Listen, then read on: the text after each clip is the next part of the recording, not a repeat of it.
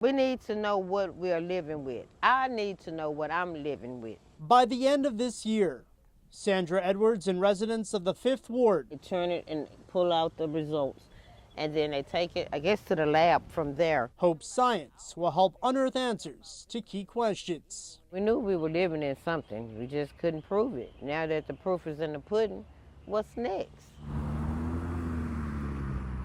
For decades, residents like this mother of 3 in this Northeast Houston neighborhood have been living in what the city has designated a cancer cluster. From 2010, I have been going through all kinds of issues. I done got like 10 teeth out. Contaminated, city officials say, under a creosote plume caused by the Houston Wood Preserving Works site. I am going to turn on this filter, even just to wash my hands. Previously owned by Southern Pacific and taken over by Union Pacific Railroad in 1997.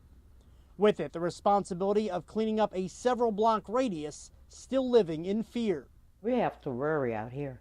Why they saying the water is not contaminated, my body say different. It is that unknown danger and mounting public pressure that has pushed UP under EPA guidance to perform necessary risk assessments surrounding hundreds of homes, parks, and other public areas around the rail yard. Those include a vapor intrusion investigation for water quality and now soil sampling for the presence of 41 creosote-related chemicals, several known to cause cancer. Union Pacific cares about the community and families. We are a good neighbor, we want to be a good neighbor, and all the efforts that we're taking as a part of this environmental assessment will help guide decision making. This is a cumulative effect that happens in Black and brown communities, and 5th Ward is no different. Several lawsuits have already been filed. Once the results of ongoing tests are made available in a detailed report, conversations will also follow, including talks about a possible comprehensive cleanup, along with the city's initiative to move interested residents to another area, and policymakers' demands for healthcare assistance for those impacted. If you stay there, if you build there, are you going to die? That's number one question.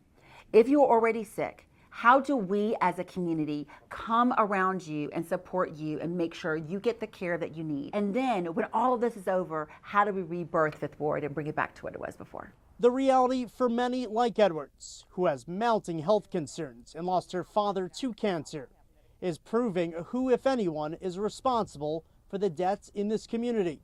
A fight that could last decades. We didn't know no better that we were being contaminated. So all the good stuff is left right here. This is where our memories are.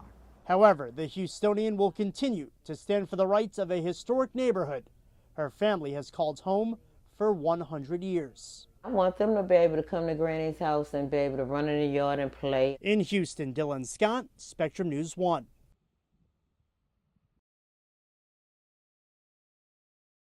Thank you for watching our YouTube channel. For more stories in your communities, click the subscribe button right here. You can also download our app or watch us on TV for the latest information, balanced coverage, weather updates every 10 minutes, and more. We'll see you then.